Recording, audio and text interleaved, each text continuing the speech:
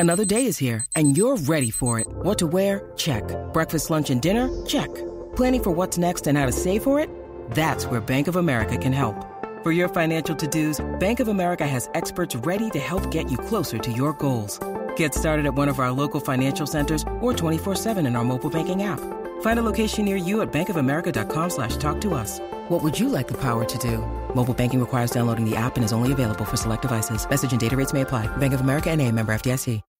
When you need mealtime inspiration, it's worth shopping Kroger, where you'll find over 30,000 mouth-watering choices that excite your inner foodie. And no matter what tasty choice you make, you'll enjoy our everyday low prices, plus extra ways to save, like digital coupons worth over $600 each week. You can also save up to $1 off per gallon at the pump with fuel points. More savings and more inspiring flavors make shopping Kroger worth it every time. Kroger, fresh for everyone. Fuel restrictions apply. Thanks for choosing this free Anfield Index podcast. If you'd prefer to listen to this or any of our other shows without adverts, then now's the time to check out Anfield Index Pro. With AI Pro, you can supercharge your entire listening experience. You'll not only get all of our podcasts without the ads, but you'll have them far faster with our Quick Publish feature available exclusively for subscribers. AI Pro also puts you in the heart of our sound studio, with an option to listen to many of our shows live and interact with the podcasters in real time as the shows are recording. Upgrading couldn't be easier. AI Pro is available on all popular podcast platforms, and we have our own apps for Apple and Android. Just head on over to AnfieldIndexPro.com and get started today. Hello and welcome to your post-match Raw and Anfield Index Pro, podcasting to you from my field here in beautiful rural Ireland. I'm Trev Downey, and joining me to give their reactions to Aston Villa 3, Liverpool 3 in the Premier League from Villa Park are Dave Hendrick and Karl Matchett. And Dave, we've been having a little bit of a natter there as we're waiting to get going, and irritation is very much the order of the day, and that's annoying, really, that we shouldn't care. And I thought I'd gotten myself to a place where I didn't care, and it's just the last hurrahs and why should we care? But I'm all bent out of shape about several things here, and I don't know if there's a whole lot of logic to it, because obviously there will be a sea change with a different, completely different crew of people overseeing the football next season. So I just wonder how futile my annoyance is, you know? No, I'm very much the same. I'm caught between being really pissed off at what we've just watched and not actually giving a shit, because our season is over. We have nothing to play for. We're going to finish third no matter what. The manager is leaving after the next game, and therefore it's all very inconsequential. But at the same time, we are here to analyse what we've just watched, and what we've just watched is a clown show. It's a defensive clown show, and you have to ask very serious questions about what this team does in training. Liverpool were a great defensive team under Jurgen Klopp. At their best, a great defensive team. In 18-19, we finished second. We conceded 22 goals. The following season, we won the league. We conceded 33 goals. And in 2021, we came second and we conceded 26 goals. Right, that's 3 seasons where we've been in the top 2 under Jurgen. And that's a total of 81 goals conceded. Between this season and last season, we've conceded 88 goals. We had 3 seasons of it for 81, 2 seasons for 88. Many of the same players are still involved. In part because Jurgen refuses to turn the squad over, in part because, for whatever reason, he took over the recruitment and decided to focus on other areas. But the defensive structure of this team has been lost. The defensive structure is what won us the European Cup. It's what won us the league title. The attack was built off the defence. That's how we played.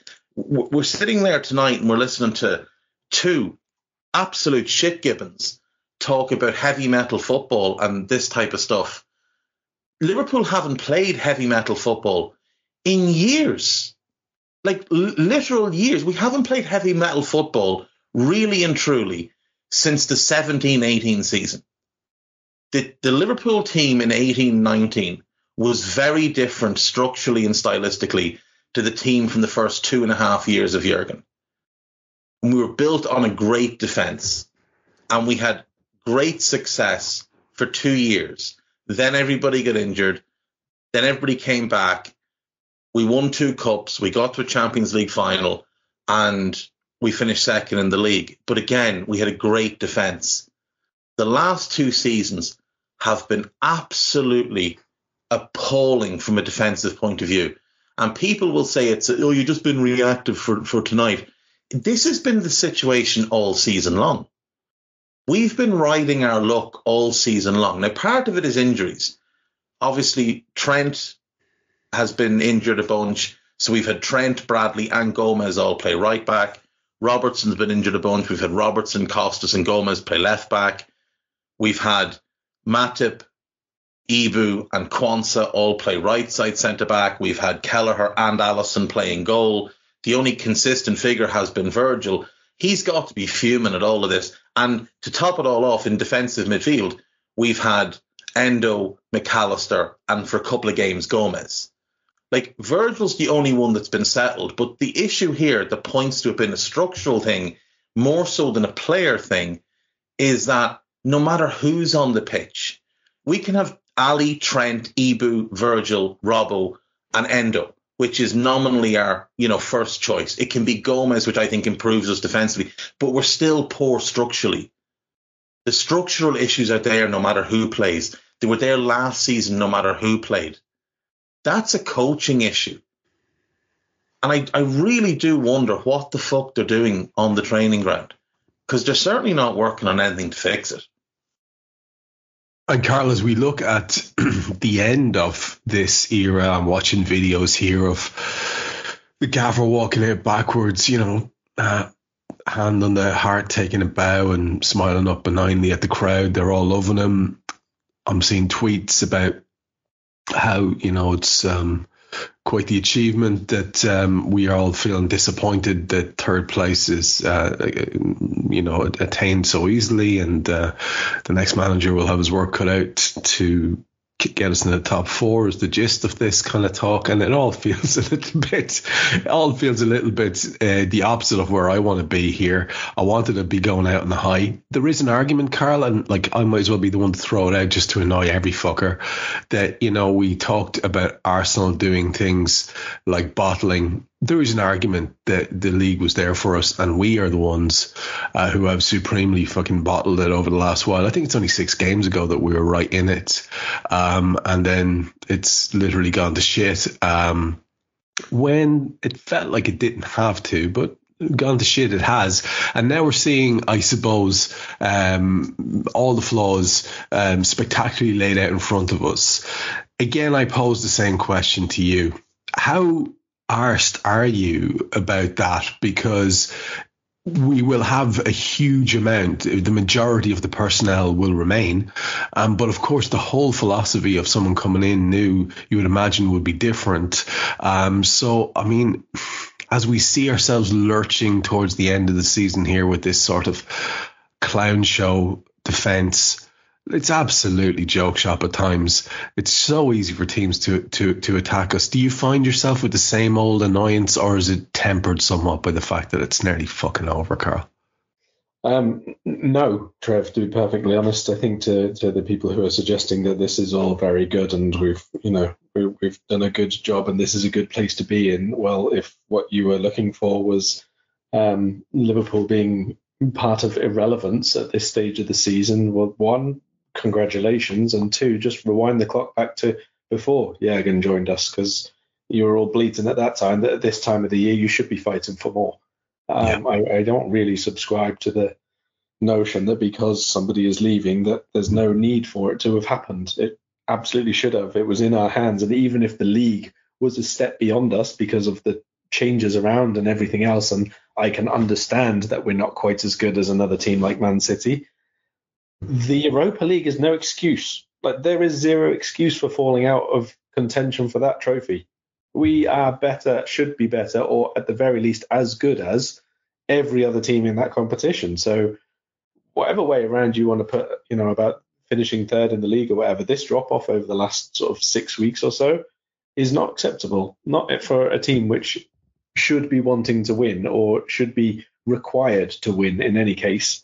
I'll get individually onto the defense and the defensive play of late a bit later in the pod, but by and large, I don't think that it's just Jurgen who is or would have been anyway departing this summer if this was the kind of performance that we were going to be getting.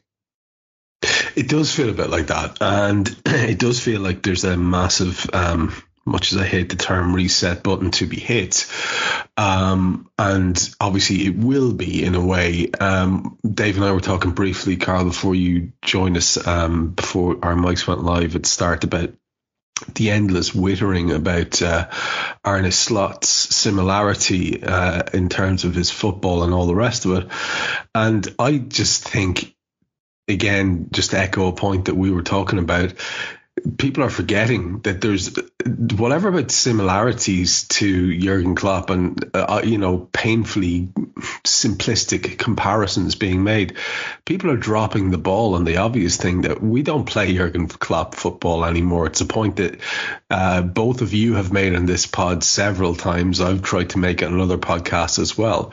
The evolution, and I use that word advisedly, has not been as wonderful as we would like in terms of what it's led to, but it is very, very much a different style of football that we play now. And as Dave has pointed out, Karl, just to finish with you on this, as Dave has pointed out, the thing that is least edifying about the spectacle on a regular basis is how easily teams can score goals against us. And that should not be the case with the personnel that are there. It is, again, to echo a point made by our colleague there, patently a structural thing, patently a thing that has not been focused on, or something else has been given preference rather than security at all costs.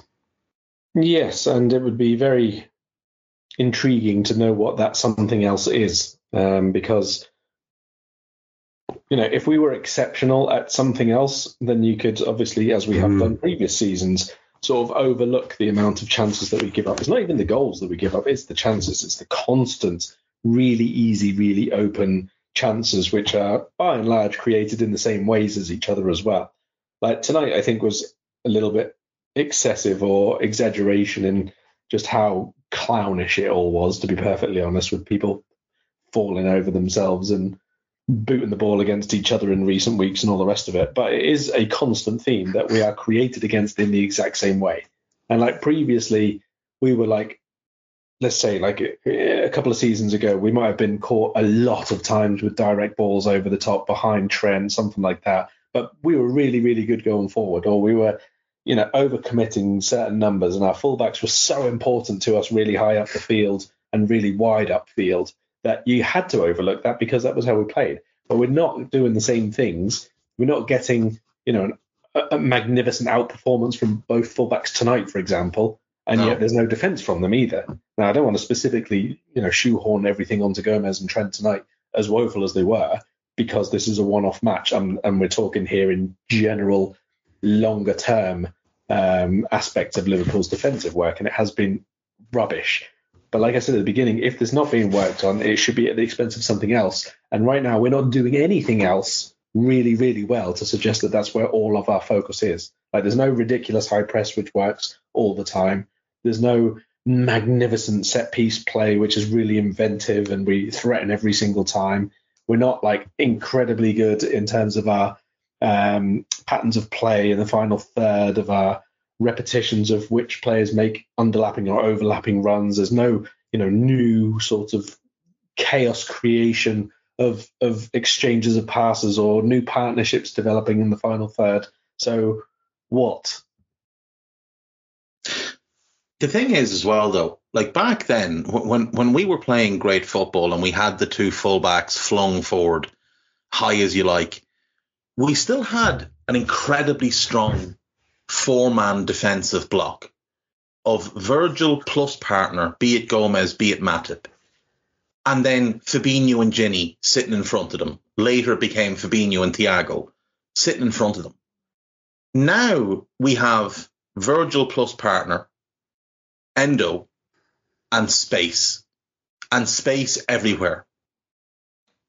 We're launching our left back down the left wing, but our right back seems to have this free role where he does what he likes. No real defensive responsibility. The left back still has to get up and down, but the right back doesn't. Instead, the right side centre back is being asked to play right side centre back and right back. And we've seen a bunch of people this year have a go at Ibu because his form has been, to be fair, it has been very hit and miss.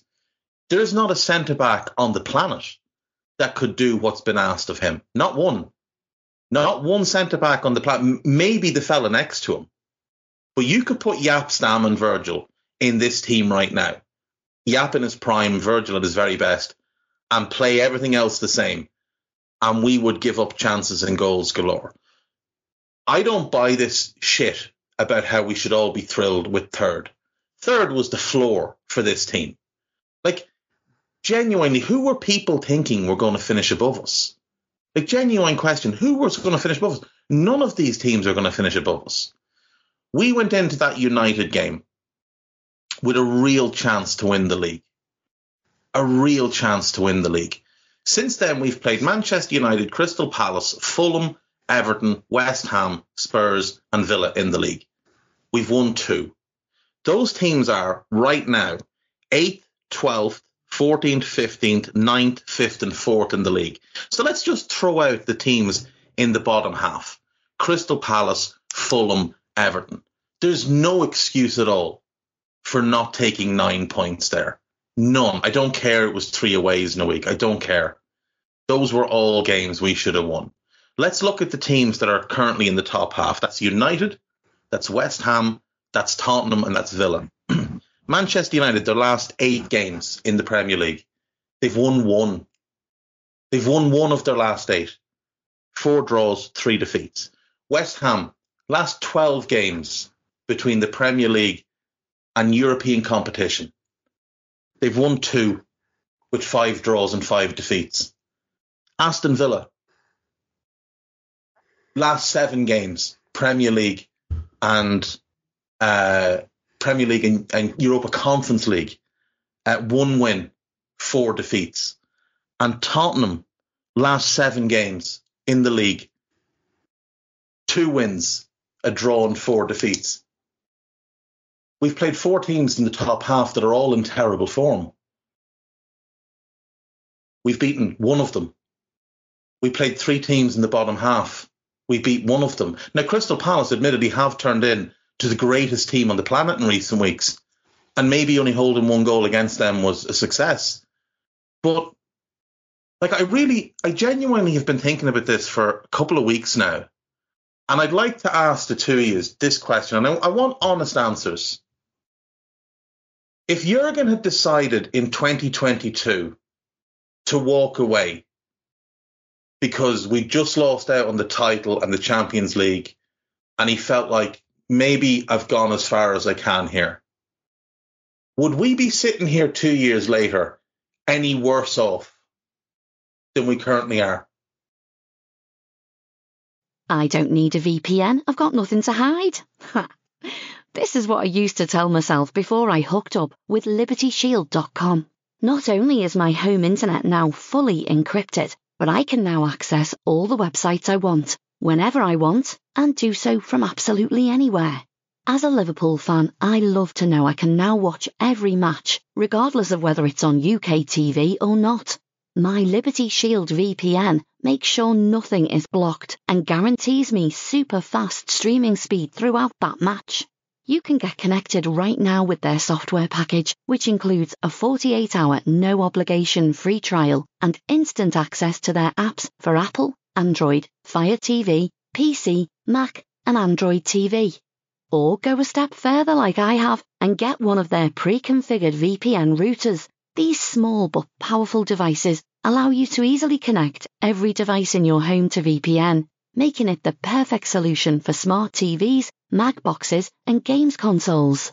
Visit libertyshield.com today and use coupon code AIVPN25 to get 25% off at checkout. I mean, a lot of that is going to depend on who you pick to replace, right? Yeah. Well, let's say then that in 2022, Michael Edwards comes back, Julian Ward agrees to stay, they go and get Richard Hughes, and they make the decision. So you put the faith in them to pick the manager. Now, bear in mind, one Xabi Alonso is still sitting at Real Sociedad at that point and may have been open to the job. There's others as well that have come up available since. But if with them in charge and a good manager, because the only thing keeping Edwards away was Klopp and Linders. The only reason Ward was leaving was Klopp and Linders. That is now, everybody now knows that. Most people have accepted it. If someone tells themselves lies, that's fine. But if they agreed to come in 2022 and they'd made the decision and they'd handled the recruitment for the last couple of years, would we be any worse off? Like, is there any truth to the statement that the only reason we are where we are at this moment in time is because of Jurgen Klopp's genius? Because I genuinely can't see it. We're awful to watch most weeks. We're not particularly good going forward. We're horrible defensively. We're dreadful in transition both ways. Like, what is it that the last 2 years have really accomplished for us? One League Cup and a third place finish. And I'm sorry, but that's the floor of this team. Yeah, see, the wrinkle in the hypothetical is that what's happened in recent weeks has been so disappointing that it's easy to forget the fact that we are disappointed is because we were in contention for the league and the grand night out in Dublin and all the rest of it. And that did look like a very attainable thing. At least 2 trophies out of the 4 that we were in, I would have thought was sort of looking highly likely because of whatever momentum had been achieved, whatever reinvigoration had come back into Klopp as a guy, as a leader. And that's kind of undeniable. That was a thing. That was a wave we were cresting. And then all of a sudden the announcement comes that he's going, and we still managed to crest that wave for another while yet. And then for me, tonight's game, and Karl, I'll let you respond to Dave's question then after this, is a microcosm of the bigger collapse, because you can see where there's potential and we do have good players who can do nice things, but we also have that ridiculous frailty. And over the course of the game tonight, we cough up 19 shots against Villa. And again, that was atypical. We were like outperforming everyone in that regard in terms of the attempts. I think the Villa XG tonight was 3.3 and ours was 1.7, something along those lines. We had 14 shots, there 19. We had 7 on target, mind you, to their 5. And we only had, for us, 60% of the ball, which is a bit weird. 88% pass accuracy. And something about those stats doesn't tell the full story of disappointment, of overt frailty that we can see in front of us that Dave's alluding to there, Karl. We should have conceded 7 goals tonight, Trev. That's it. There's that obvious fragility, you know? They score 3. Zaniolo has a great chance. Alisson makes a good save. Diaby has a great chance. Alisson makes a great save. Diaby in the first half had a great chance and slided over the bar. Carlos. And Diego Carlos had, I think I saw someone say this, it's the biggest missed chance in Premier League history. Yeah, someone said from an XG perspective. 0.97 or something like that. So they should have scored. They could easily have scored 7 tonight. Now, just, you mentioned the thing about the 4 trophies. Okay, so just bear with me on this, because this is, again, part of the League Cup. Leicester City championship team, Bournemouth in poor form at the time, West Ham, Fulham, and a bad Chelsea team. Who were we not meant to beat in that run? What magic? The cup final, admittedly, the kids, fair enough. You can put that one on Klopp. The rest of it to get to that final, I don't know that he's overcome any odds. The FA Cup, yeah, the Arsenal game, we may well have been better off losing to them in that game. We beat Norwich, we beat Southampton, they're both championship teams, and then we lose at Old Trafford. In the Europa League, it's a piss easy group and we lose 2 of 6 games. We play Slavia Prague, who would be probably a lower end championship, high end League One team. And then we lose to Atalanta, the first half decent team that we play in the competition. Like, it's not to disparage Klopp, because he is a tremendous manager. My point is, what have we done this season that can be looked at as overachieving? Because you mentioned the games prior to the last 7. So that's 30 league games. We'd dropped points in 9 of them. I know we'd only lost 2, but we'd drawn 7 of those games. A dreadful Chelsea held us to a draw. We got robbed against Spurs, whatever. We drew at Luton. We drew at home to United. What are the results that I meant to look at? Look at our results against the big 6 this season. We beat Chelsea home. We beat Spurs home. We draw away to Chelsea. We lose away to Chelsea. We draw home to Arsenal. We lose away to Arsenal. We draw both games with City.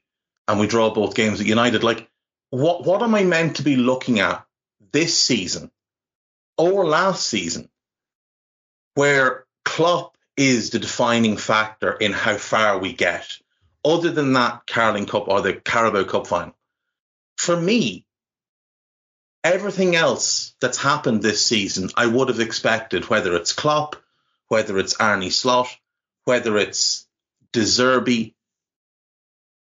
I don't know that he has overachieved this season the way people are trying to make him out to have. Listen, it's a fair point. Karl, what's your take on that?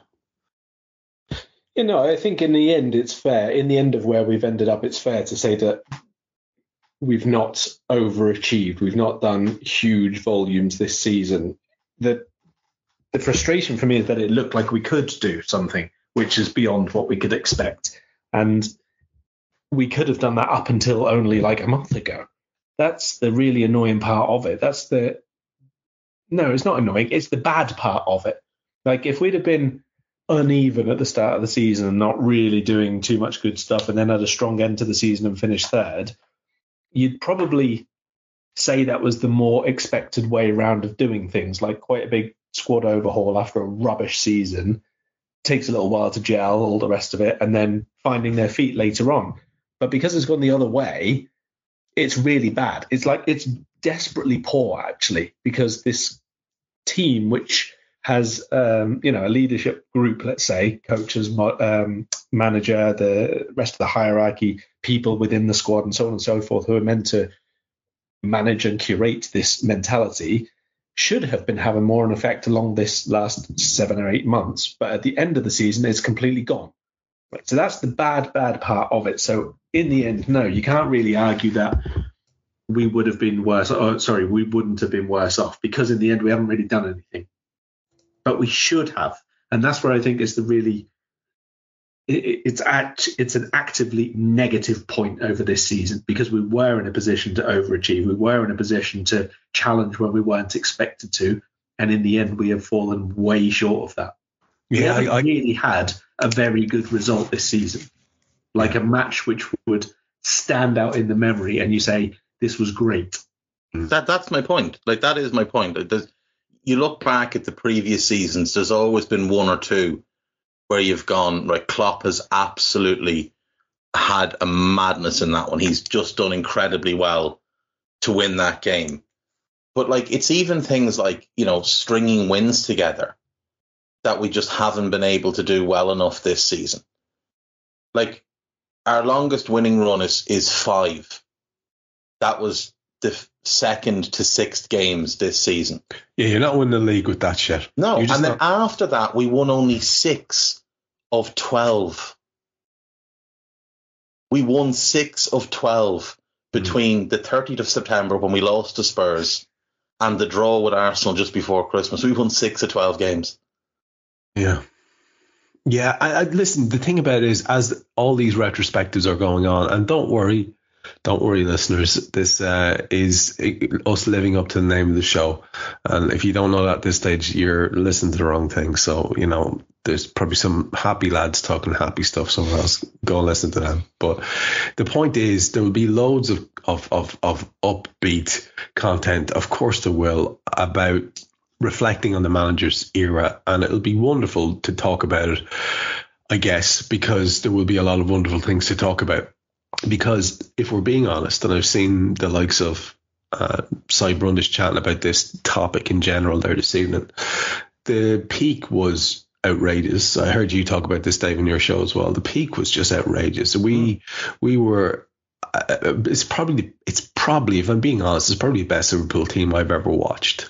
And I'm like 70,000 years old. And I honestly believe that consistently the best, most high achieving Liverpool team I've ever watched. Yeah. And therefore that's worth a lot. And that's worth a lot to me as a Liverpool fan, and all that entails. Of course, I would rather we had more garnish in the way of trophies to sort of season that particularly tasty meal of that enjoyment that you have of like being one of the best teams. But again, I've said it before and I've said it again, like getting 178 points out of 192, whatever it is, does not keep me warm at night. Fucking league titles do. And that's just where it will endlessly be that round and round in circles for me between, yes, the lad was fucking amazing, and at our peak we were untouchable in the world. Unbelievable. It's probably the only time in the history of the club we can make a legitimate claim that we were the best team on the planet. Yeah. For 2 years. Yeah. We were unbelievable. But you know what those seasons had that this season and 21-22 didn't have? Defences and defensive midfielders. Defences, and also early exits from the Poxy Cups. Oh, that's true too. Yeah. Early exits from the Poxy Cups. But like, as just a final point on this, we've won 5 games. That's our longest winning run this season. That was games 2 through 6. Arsenal won 8, and assuming they beat the Ev, they'll finish off on a 6-game winning run. So that's 2 longer than us. City won 6. They won 6 again, and they're currently on a 7-game winning run with 2 games left, which they'll probably win. So again, like, they're stringing wins together, and this is the issue that we've had. We talked this ages ago, Trev, about how the draws were going to kill us. We were talking about this around Christmas time, how we were just drawing too many games, and that was eventually going to bite us in the ass. And that's the biggest issue for us, is not being able to win games. And the primary reason is we just can't defend them. And we should get into this game because, I mean, there's clown shows at both ends in this, but the circus sets up at our end for quite a lot of this game. Yeah, but we also have the wonderful ring minder, keeper, or whatever he's called, that's overseeing the whole circus in Simon Hooper. What a lad he is. We do start off, and we might as well get into this. By the way, for those who didn't see the game, and I would fully understand it if you're one of those, I don't think I'd have been necessarily that arsed. I've got at least 2 brilliant things I'm watching on the telly, and I mightn't have even watched this if it wasn't part of our gig here. We started with Alisson, with Trent, Kwanzaa, Van Dijk and Gomez, with Robbo out. Elliott, Endo and Mack was our midfield. Salah, Gakpo and Diaz. The strong bench of Kanate, Szoboszlai, Núñez, Jones, Tsimikas, Gravenberch, Bajcetic, Kelleher and Bradley. That team, that squad, that should not be beaten by the Aston Villa team tonight of Martinez, Konsa, Carlos, Torres, Luca Dean, Tielemans, Douglas Luiz, Bailey, McGinn, Diaby and Watkins. On their bench, they had the comparatively frail looking Chambers, Langley, Zaniolo, Duran, Olsen, Kessler, Hayden, Monroe and Kellyman. And of course, if we're honest, 2 of those guys were involved in the return to the parity by the end of the game in terms of the score, and they could have won it and probably should have won the game. We started off though, Dave, you and I have a look at this first 10 minutes where we're, it's a perfect little summary. We go goal up, and again, it's an own goal. It's an absolute mess by Martinez. You'd be delighted for the chap. It's good by Harvey.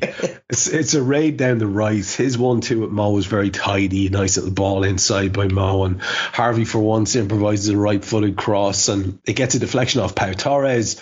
Martinez has to get down to it. He goes through his hands onto his chest, bounces. And as he tries to claw it away, he succeeds in poking it home. It's like you could not make up a scabbier-looking, more embarrassing goal from Martinez.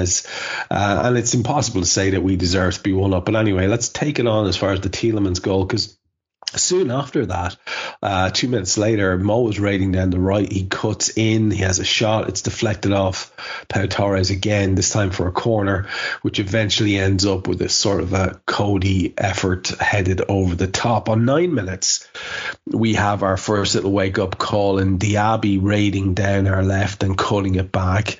But the shot is from Bailey and it's fairly wide and askew. But they did cut us open at the first time of asking. On 10 minutes, Diaz has a header from a really nice Mo through dinked ball. But it's pawed away by Martinez when Diaz should have done much better with the header, and then the follow-up is offside. And then, before you know it, it is one each, and it's Tielemans. And here is a perfect example of what we're talking about here, Dave, because Watkins kind of runs through our right side. He does quants up like a kipper, lays the ball back to Tielemans, who is in literal hectares of space in the middle of the edge of the box. And he can sort of just pick out his spot between the legs and finish well, because he's a high quality technical footballer, so he can. The idea that he has as much space as he has is absolutely ridiculous. And the idea that the pullback should happen in the first place is just as annoying. Talk to us about that opening 10 or 11. Hey guys, it's Eddie Gibbs from Anfield Index here. I hope you're enjoying this podcast, and I'm sorry to call time on the show before it ends. In the current climate, it's tougher than ever before to offer podcasts for free. At Anfield Index, we produce over 75 free shows every month, which I'm confident is unparalleled in the LFC sphere. Whilst we'd love to offer everything for free, the production costs now make this impossible. That said, we don't want to follow the model of other channels and lock all of our content behind a paywall. So what we've decided to do is to continue offering every show for free, but cut that offering to 30 minutes on our longer shows. So to get all of our shows in full and enjoy the best of everything we have to offer, we really hope you'll consider supporting the channel and signing up at AnfieldIndexPro.com. For about the price of 1 cup of coffee, you'll get every podcast in full with 0 ads. You'll also get access to our LFC VIP community, where you can enjoy live podcasts, engage with our podcasters, and chat with other Reds in real time. So that website again, AnfieldIndexPro.com. Join today. Sports Social Podcast Network.